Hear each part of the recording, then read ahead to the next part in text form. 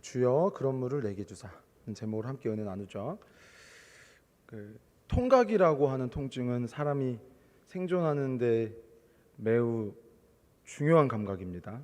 매우 필요한 감각이죠. 왜냐하면 사람은 통증을 통해서 존재하는 위험을 인지하고 효과적으로 대비할 수 있기 때문이죠. 통증은 전방 대상 피질이라는 좀 어려운 말인데 그 뇌 안에 대뇌와 간뇌 사이에 한 세포층의 요소라고 생각하시면 돼요. 해부학적인 어떤 실체는 아니에요. 한 세포층이라고 생각하시면 돼요. 그것이 주도해서 전방 대상 피질이라는 그 한 세포층이 주도해서 통증 매트릭스를 형성해 가지고 통증의 종류, 통증의 위치, 통증의 강도, 통증의 간격을 알리는 거죠. 그럼 우리 영혼의 위험은 어떻게 알 수 있을까요? 우리 영혼이 위험하고 우리 영혼이 지금 잘못되고 있다는 것을 어떻게 인지할 수 있을까요? 목마름입니다. 목마름. 불평이라고도 말할 수 있어요. 근데 여기서 불평은 어떤 부정적인 말을 하는 불평이 아니에요. 마음이 편하지 않다라는 뜻이에요. 마음이 편하지 않다. 그러니까 무슨 얘기냐? 내 영혼이 지금 안전하지 않고 마치 몸에서 통증을 통해서 존재하는 위험을 막 이렇게 인지하게 하는 것처럼 내 영혼이, 내 속사람이 위험할 때 그 목마름, 불평, 마음이 편하지 않음으로 알린다는 거죠. 시편 42편 1절에서 3절 말씀 한번 같이 화면을 통해서 한번 읽어볼까요? 자, 3절 말씀 시작.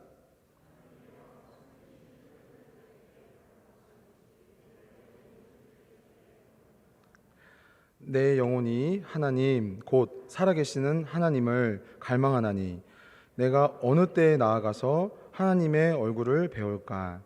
사람들이 종일 내게 하는 말이 네 하나님이 어디 있느뇨 하오니 내 눈물이 주야로 내 음식이 되었도다. 이 기자는 마치 목마른 사슴이, 그러니까 사슴은 그 목에 그 식도가 매우 얇고 협착해서 조금만이라도 수분이 공급이 안 되면 이렇게 들러붙는 거죠. 그래서 이 사슴이라는 동물의 그러한 특징으로 자신의 이 시인이 자신이 당면하고 있는 영혼의 위험을 그렇게 비유로서 은유로서 노래한 거죠. 사슴이 시냇물 찾기에 갈급한 같이 내 영혼이 주를 찾나이다. 여러분 그러한 마음으로 이 자리에 이 시간에 나오셨습니까? 그러한 목마름이 있으십니까?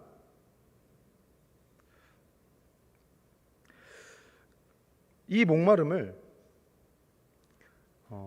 다른 것으로 해결하려는 것은 더 큰 위험을 야기합니다.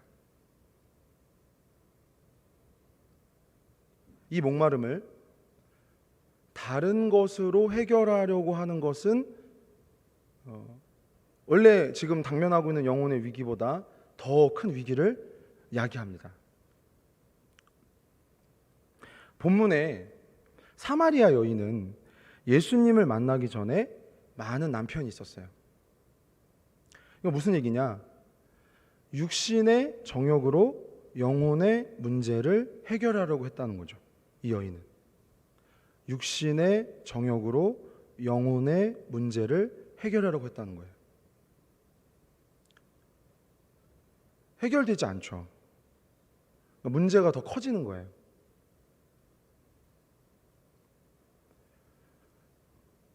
요한복음 4장 15절 18절인데요. 한번 같이 읽어보실까요? 요한복음 4장 15절 18절 천천히 시작.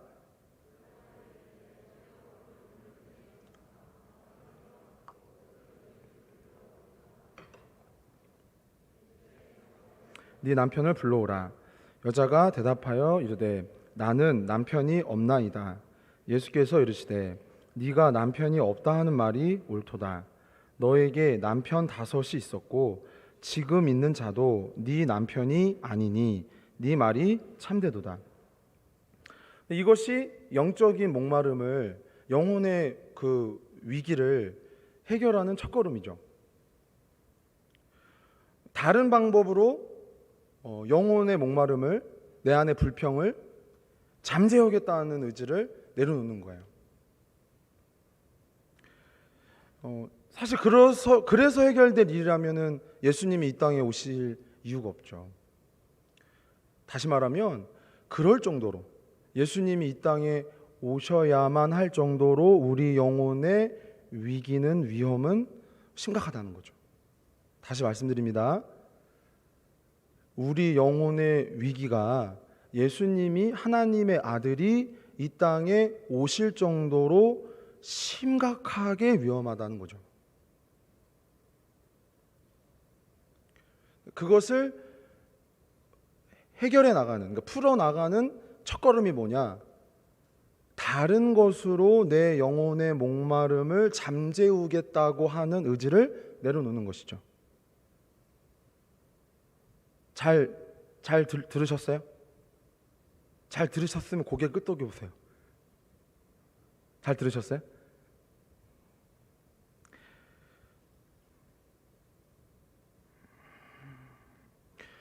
헛된 만족을 추구하는 거죠. 그러니까 내 영혼을 평안하게도 해주지 못하고, 내 영혼을 위로해주지도 못하고, 참된 길로 인도해주지도 않는 헛된 만족을 구하는 거죠. 하나님이 아닌 것으로 주인을 삼고 하나님이 주시는 참 평안에 대해서 고개를 돌리는 것, 그것이 우리 영혼의 굉장히 심각한 문제라는 거죠.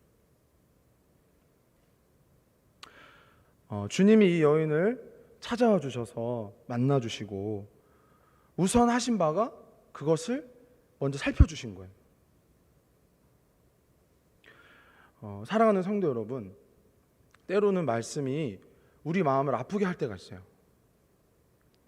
예레미야 23장 29절인데요.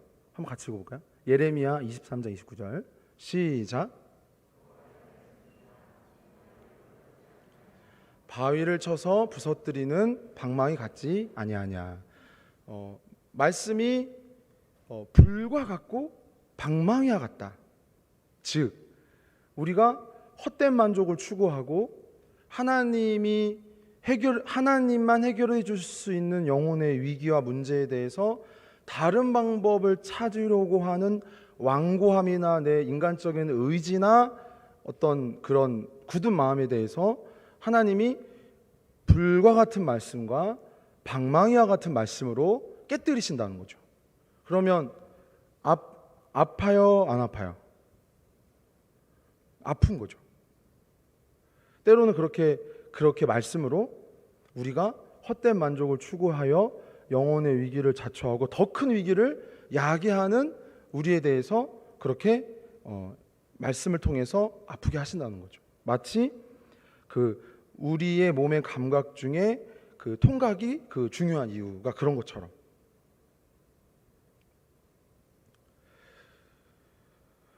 요즘 같은 개인주의 시대에 가서 내 남편을 데려오라. 그러면은 뭐라고 반응할까요?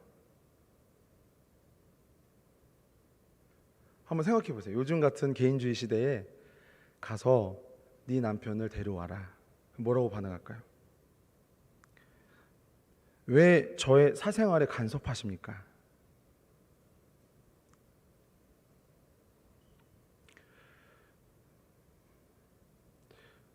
이 시대의 정신인 개인주의가 원수의 그것과 닮아 있는 것, 상당히 이것이 우리의 이 영혼의 위기를 풀어가는 과정에서 장애물이 된다는 거죠. 마가복음 1장 23절에서 26절 한번 같이 읽어볼게요. 마가복음 1장 23절 26절. 자, 천천히 시작.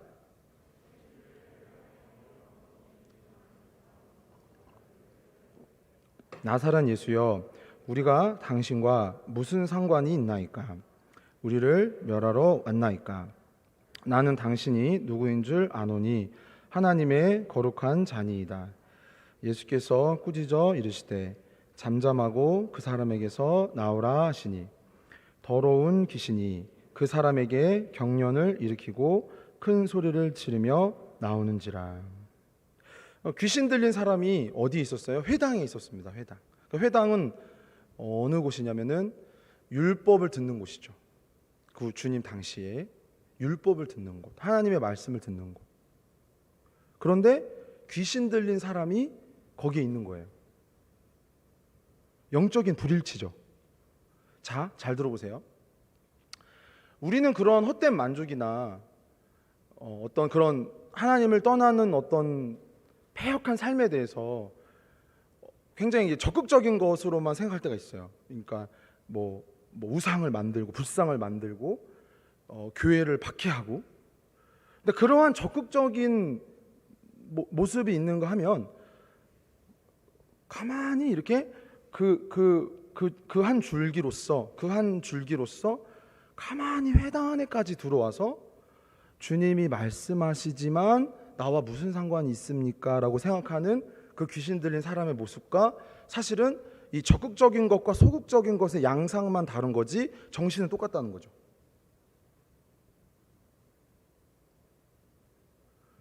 그러니까 이거를 오늘 메시지 이게 중요한 내용인데 잘 이해하셔야 돼요. 다시 설명해 드릴게요. 우리는 영적인 불만족이나 어떤 패역함에 대해서 불상을 만들고 다른 교회를 박해하고 그런 아주 적극적인 어떤 행태를 생각하잖아요. 이러한 어간의 어떤 모습들을 떠올리잖아요.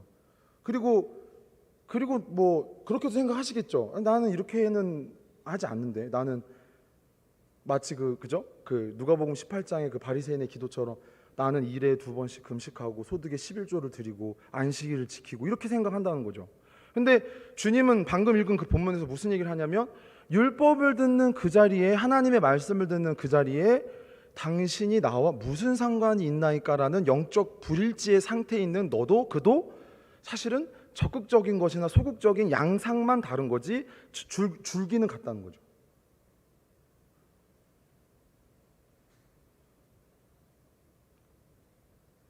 표를 한번 볼까요? 표를 하나 제가 이게 제 메시지를 마련하면서 모든 시간을 6일을 다 써도 모자라지만 그래도 이해를 돕기 위해서 가끔 이렇게 표를 만들어요. 근데 때로는 잘 전달이 되기도 하는 것 같기도 하고, 그러니까 하여튼 잘 이해가 되면 좋겠어요. 이해를 도와드리기 위해서 제가 이거는 리더들에게 지금 물론 SNS를 통해서만 여러분 소모임이나 팀 모임에서 이거를 쉐어하시지만 잘 말씀 가운데 이해를 하셔서 삶에 적용도 하시고 더 깊어지기를 바래요. 알겠죠?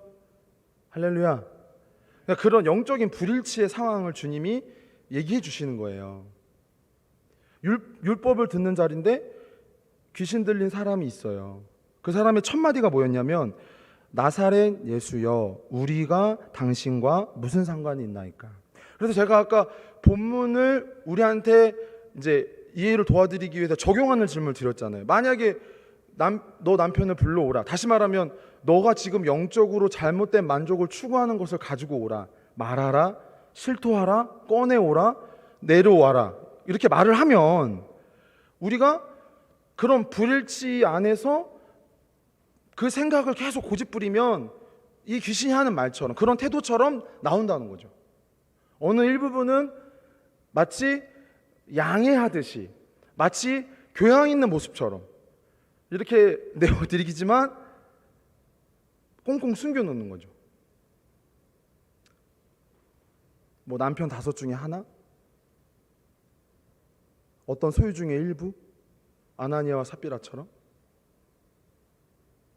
오늘 우리 메시지 하고도 참여하겠지만 이 가사 참 은혜롭잖아요. 그 어느 것도 난 필요 없네. 그 어느 것도 난 필요 없네. 아멘 할 때까지 하고 싶어가지고 그쵸? 조금 좀 억지스럽죠? 좀 제가 그런 면이 있는 것 같아요. 그 어느 것도 난 필요 없네. 할렐루야.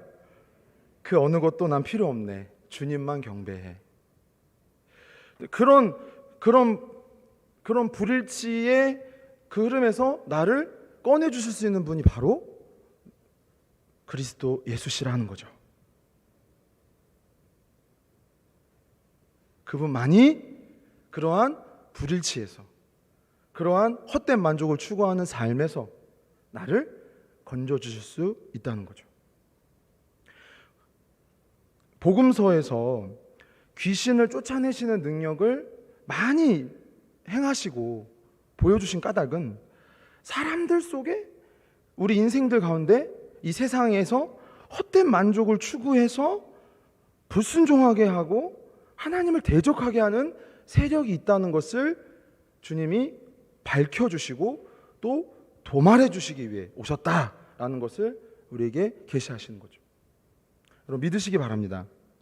겉이 아무리 종교적이어도, 겉보기 아무리 종교적이어도 그 속에 하나님이 아닌 것으로, 하나님이 내 영혼의 문제에 대해서, 내 삶에 대해서 관여하시고 말씀하신 거에 대해서 마음을 열지 않는다면 그 문제는 동일한 나의 문제, 우리의 심각한 문제라는 거죠.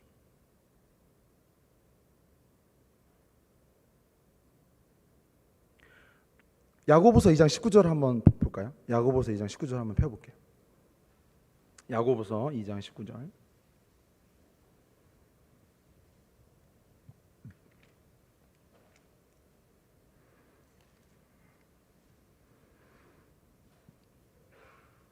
신약 성경 373면쯤에 있습니다. 야고보서 2장 19절 한번 교독해 볼게요. 그 이하의 절을 제가 먼저 19절 봅니다. 네가 하나님은 한 분이신 줄을 믿느냐? 잘 아는도다. 귀신들도 믿고 떠느니라.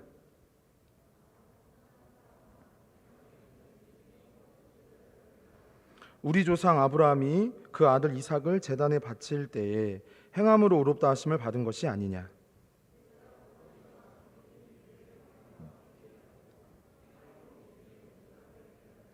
이에 성경에 이른바 아브라함이 하나님을 믿으니 이것을 의로 여기셨다는 말씀이 이루어졌고 그는 하나님의 벗이라 칭함을 받았나니.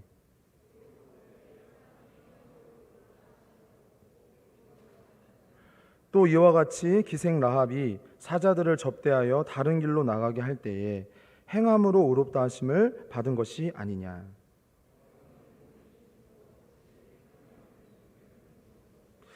앞서 그 19절에 보면 내가 하나님은 한 분이신 줄을 믿느냐? 잘 아는도다. 귀신들도 믿고 떠느니라. 그러나 그 존재는 뭐예요? 하나님이라는 어떤 절대적인 지존하신 분에 대한 지식은 있지만 그분의 뜻에 대해 순종하는 건 없죠. 그러니까 우리의 신앙이 그와 같지 않느냐라고 이렇게 주님이 말씀하시는 거죠. 가서 남편을 불러오라 하실 때 우리도 본문의 그 여인과 같이 우리의 모든 마음의 문제를 숨김없이 아뢰에 있는 자들이 되기를 바랍니다. 그것을 그대로 주님 앞에 그 모습으로 나오는 심령들이 되기를 바랍니다. 하나님의 아들이시기 때문에 여러분 상관하지 않으실 일이 없어야 합니다.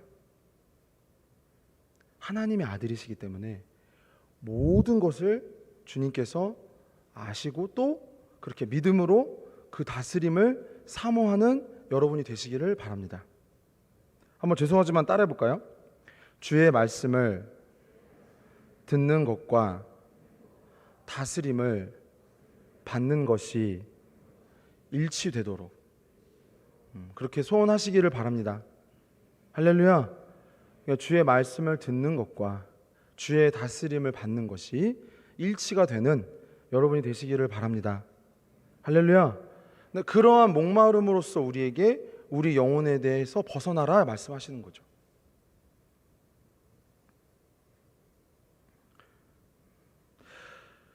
하나님이 아닌 것으로 만족하는 것은 그것이 바로 잘못된 예배라는 거예요. 그것이 바로 잘못된 예배라는 거죠. 우리 영혼에게 가장 중요한 문제는 하나님을 인격적으로 아는 것이죠. 그래서 아까 야고보서 2장 19절 이하에 보면 아브라함을 뭐라고 주님께서 표현하시냐면 나의 친구라 하였으니, 즉 그가 우리의 믿음의 조상으로서 우리에게 하나님의 구원의 일을 나타내실 때 하나님은 그 사람을 통해 우리에게 어떤 말씀을 주시는 거냐?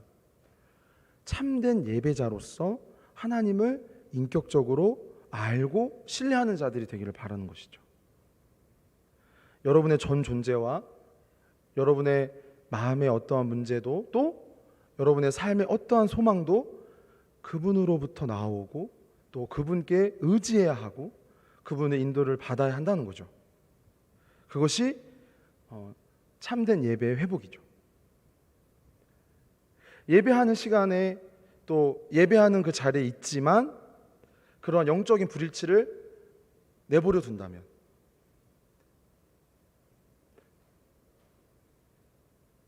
우리 영혼은 여전히 목마르겠죠. 하나님을 아는 자들로 여러분 거듭나시기를 바랍니다.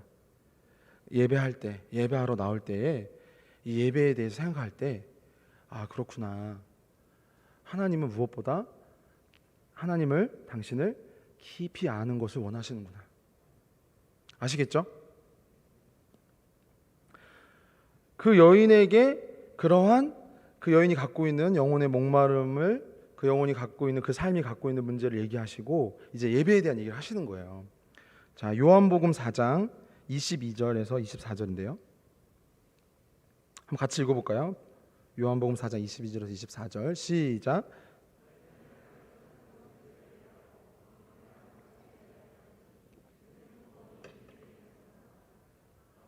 참되게 예배하는 자들은 영과 진리로 예배할 때가 오나니 곧 이때라.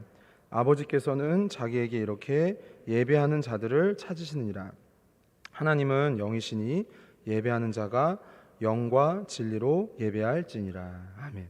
그 여인이 갖고 있는 그 영혼의 목마름을 다른 것으로 채우려고 했던 것을 살펴주시고, 그리고 이제 그 영혼의 목마름을 궁극적으로 해결하는 것에 대해서 말씀하시는 게 뭐냐면 예배라는 거죠. 예배. 하나님의 영과 진리로 그분께로 나아가는 것. 근데 이 방금 읽었던 그 말씀에서 우리가 좀 먼저 주목해 볼 것이 뭐냐면 이는 구원이 유대인에게서 남이라 이거예요. 근데 이것은 어떤 혈통적인 구원을 말씀하시는 게 아니에요. 앞서서 본 그 아브라함에 대한 그 간략한 설명에서도 알 수 있듯이 하나님은 아브라함이라는 인물을 통해서 당신의 인류 구원의 사역을 본격적으로 시작하셨죠. 여러분 믿으시기 바랍니다. 그래서 우리 신약 성경 그 첫 번째 성경에 가장 먼저 그 언급되는 이름이 그 이름이죠. 그 마태복음 1장 1절에 아브라함과 다윗의 자손 예수 그리스도의 계보라. 그 인물이 그렇게 우리에게 우리 하나님의 이제 계시를 받은 자들에게 중요한 거죠. 왜냐하면 그 인물을 통해서 인류 구원이라는 본격적인 당신의 구원 사역을 시작하셨기 때문에. 그래서 그를 믿음의 조상이라 하고 방금 우리 야고보 선생님은 그를 하나님의 친구라라고도 하죠. 하나님이 그에게 이제 이런 말씀을 주셨어요. 창세기 18장 17절에서 19절인데요. 그러니까 하나님을 아는 사람으로서 그리고 그 후손에게 그 약속을 주시는 거죠. 예배하는 자로서 하나님을 아는 자로서 영혼의 진정한 만족이 무엇인지를 그 담당한 자로서 얼마나 이것이 복되고 영광스러운지요. 그 어느 것도 난 필요 없네. 주님만 경배해. 근데 그게 우리라는 거죠. 예배자. 왕왕 그리스도인들에게 여러 가지 뭐 선한 사업도 더 많이 해야지, 뭐 물론 해외에서 그렇게 나가서 이 복음을 전하는 일도 마찬가지예요. 그런 선한 사업도 그렇고요, 또 구제도 그렇고요. 근데 가장 우리 아버지가 가장 우리에게 한가운데 가장 우선으로 원하는 게 뭐냐면 우리가 하나님으로 만족하며 그렇게 예배하는 사람으로 참된 예배자로 서는 거죠. 그거를 사실은 아브라함한테 이렇게 이제 약속을 하신 거예요. 이렇게 명령하신 거죠. 한번 읽어볼까요? 창세기 18장 17절에서 19절 말씀 시작. 아브라함에게 숨기겠느냐? 아브라함은 강대한 나라가 되고 천하 만민은 그로 말미암아 복을 받게 될 것이 아니냐. 내가 그로 그 자식과 권속에게 명하여 여호와의 도를 지켜 의와 공도를 행하게 하려고 그를 택하였나니 이는 나 여호와가 아브라함에게 대하여 말한 일을 이루려 함이니라. 아멘. 주님은 그에게, 그 후손들에게 이제 우리가 아는 대로 이제 유대의 역사, 구약의 역사를 생각하시면 돼요. 모세 오경을 생각하시면 돼요. 율법과 제사를 허락하시고 이제는 뭐야? 궁극적으로 히브리서 1장 1절 2절의 말씀대로 모든 계시의 결정체가 되시는, 절정이 되시는 하나님의 아들이 그의 후손으로 나오신 거죠. 그 마태복음 1장의 족보를 보시면 돼요. 하나님께 나아갈 수 없는 인생들이, 그분을 힘입어서, 예수님을 힘입어서 하나님께 나아갈 수 있게 된 거죠. 그러니까 예배라는 것을 이해할 때 본디 이 아브라함에게 약속하신 이 내용을 잘 상기하시면서 우리가 이러한 제사장적인 아주 중대한 사명이 있다는 것을 여러분 아시기를 바라요. 주님 뭐라고 말씀하셨죠? 아브라함은 강대한 나라가 되고 천하 만민은 그로 말미암아 복을 받게 될 것이 아니냐. 자, 그러면 그러한 생생한 현장이, 그러한 역사적인 자리가 어느 자리예요? 어느 현장이에요라는 거죠. 어느 현장이라는 것이죠? 바로 예배하는 이 시간이라는 거죠. 하나님께 그리스도를 의지해 나아가는 이 시간. 여러분 자신과 이 나라와 열방을 구하는 시간. 구약의 그 제사장들의 의복을 보면 그 흉패가 있어요. 제사장들의 의복을 보면, 그러면 여기 제사장들이 가슴에 그 12보석을 달아요. 12보석을 달아요. 그것은 이스라엘의 12지파를 상징해요. 하나님의 언약의 백성들을 품고 나아가는 존재라는 뜻이에요. 할렐루야. 그러니까 신약의 우리도 그러한 정신으로 우리의 영혼과 이 나라와 이 열방에 대해 하나님이 뜻하신 일을, 구원하실 그 일을 위해 우리가 이 예배라는 시간을 그렇게 깊이 잘 이해하시기를 바랍니다.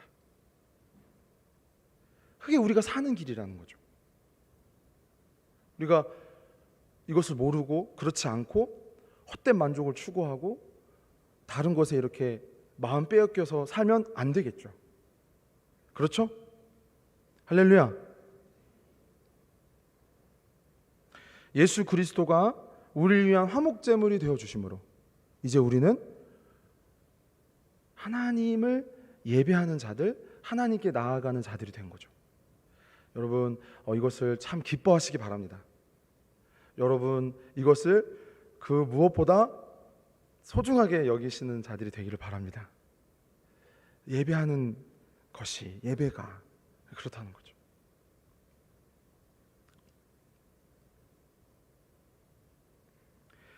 베드로전서 2장 9절 10절 말씀 한번 볼게요. 베드로전서 2장 9절 10절 말씀 한번 같이 읽어보실까요? 시작.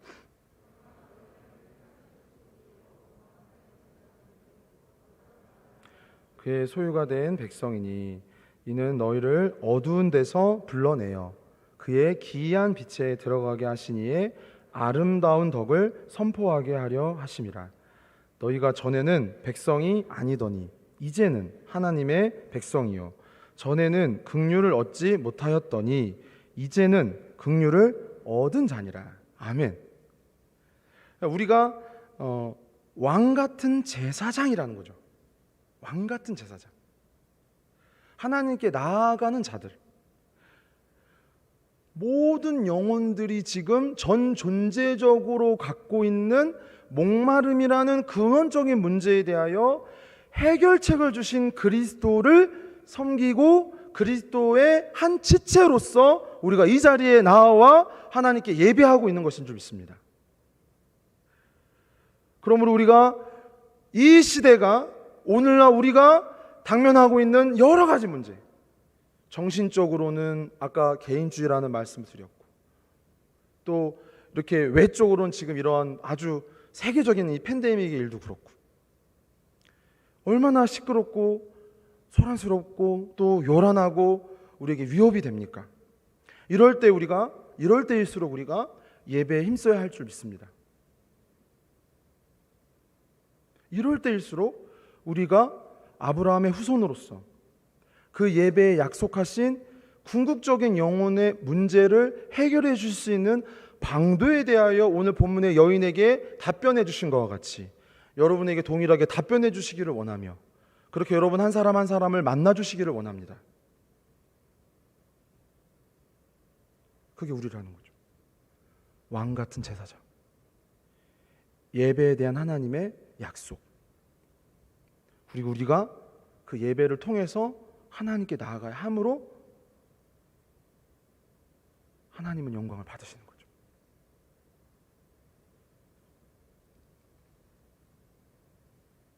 그러므로 우리가 이 예배에서 이 예배가 회복됨으로 예수 그리스도가 진정으로 우리의 주인이 되어주시기를 원합니다.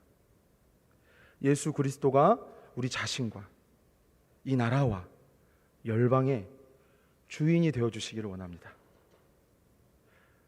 우리 주님께서 가르쳐주신 기도 있죠.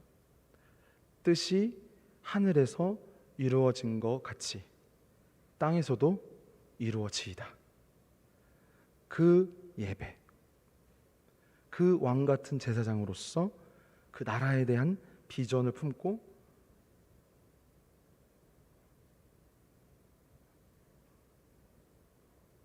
눈물을 흘리며 씨를 뿌리지만 기쁨으로 단을 거두게 하실 날이 올 줄 믿습니다. 그러므로 다시금 주의 이름으로 부탁합니다. 예배에 힘쓰십시오. 기도하죠.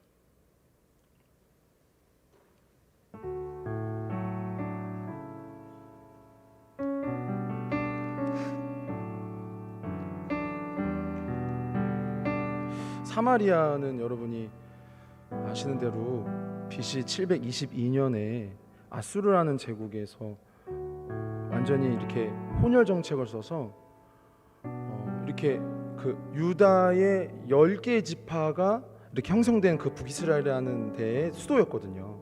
근데 뭐 완전히 정체성을 잃었어요. 혈통적인 정체성. 근데 오늘 본문에 그 혈통적인 정체성을 잃은 여인을 찾아가셔서 아주 중요한 말씀. 너의 예배를 회복하기 원한다. 너를 통해 이 예배를 회복하기 원한다. 이렇게 말씀하시는 거죠. 우리 한 사람 한 사람이 그렇게, 우리 공동체가 그렇게 쓰임 받기를 원합니다. 할렐루야.